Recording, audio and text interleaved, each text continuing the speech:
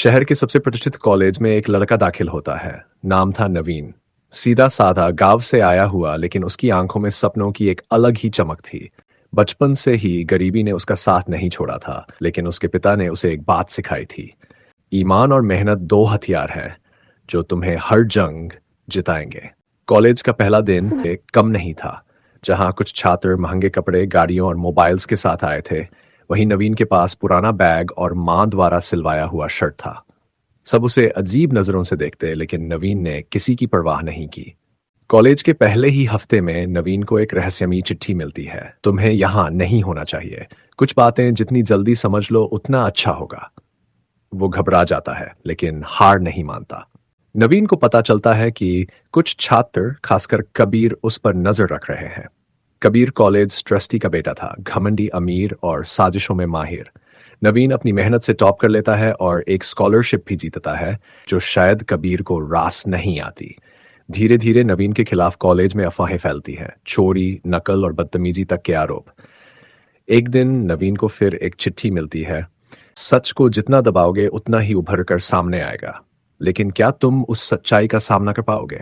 नवीन सोच में पड़ जाता है। कौन है जो उसकी जिंदगी से इतना खेल रहा है? नवीन अपने कमरे में लगे कैमरे से खुद पर नजर रखने लगता है। उसे एक रात किसी की परछाई दिखती है जो उसकी फाइल्स के साथ छेड़छाड़ कर रही थी। अगले दिन कॉलेज में उस स्कॉलरशिप रद्द करने का नोटिस आ जाता है। नवीन टूट जाता है, लेकिन तभी उसे मिलती है श्रेया, कॉलेज की टॉप स्टूडेंट और प्रिंसिपल की बेटी। वह नवीन की ईमानदारी से प्रभावित होती है। श्रेया और नवीन मिलकर उस वीडियो को डिकोड करते हैं। वीडियो में चेहरा नहीं दिखता, लेकिन हाथ पर एक खास टैटू होता है जो कबीर के राइट हैंडमैन रोहन के हाथ पर था। नवीन और श्रेया वीडियो को कॉलेज कमेटी के सामने पेश करते हैं।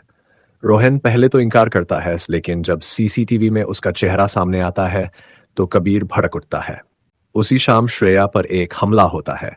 नवीन समय रहते उसे बचा लेता है। पुलिस में रिपोर्ट होती है, लेकिन कबीर के पिताजी पूरे मामले को दबाने की कोशिश करते हैं।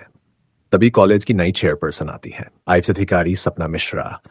सपना जी खुद गांव की पृष्ठभूमि से आई हैं और नवीन जैसे छात्रों के हक के लिए खड़ी हो जाती हैं।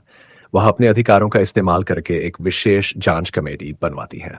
अधूरा सच जांच में सामने आता है कि कबीर और उसका गैंग सालों से कॉलेज के छात्रों को ब्लैकमेल कर रहे थे। नवीन अकेला ऐसा छात्र था जिसने उनकी साजिशों का विरोध किया। लेकिन कहानी यहीं खत्म नहीं होती। जब सपना मिश्रा ने गहन जांच की तो एक चौंकाने वाली बात सामने आई। कॉलेज के पुराने रजिस्टर में एक और नाम था, रवि मिश्रा, जो 30 साल पहले इसी कॉलेज में पढ़ता था और जिसने आत्महत्या की थी। रवि मिश्रा सपना जी का भाई था। वह भी गरीब था और कबीर के पिता के षड्यंत्र का शिकार हुआ था। सपना इस कॉलेज में बतौर चेयरपर्सन इसलिए आई थी ताकि उस अधूरे सच को सामने ला सकें। अब नवीन का संघर्ष सपना के संघर्ष से जुड़ गया था। अंतिम लड़ाई और नैतिक संदेश। कबीर और उसके पिता को गिरफ्तार किया गया। कॉलेज को नया प्रबंधन मिला। नवीन की स्कॉलरशिप बहाल हुई और उसे अंतर्राष्ट्रीय प्रोजेक्ट में काम करने का मौका भी मिला। मोरल, नैतिक शिक्षा। सच की राह कठिन जरूर होती है, लेकिन वह अंत में जीतती है। मेहनत, ईमानदारी और धैर्य, ये 3 गुण किसी भी परिस्थिति को बदल सकते हैं। जिस समाज में अन्याय हो, वहां एक आवाज बदलाव की शुरुआत कर सकती है।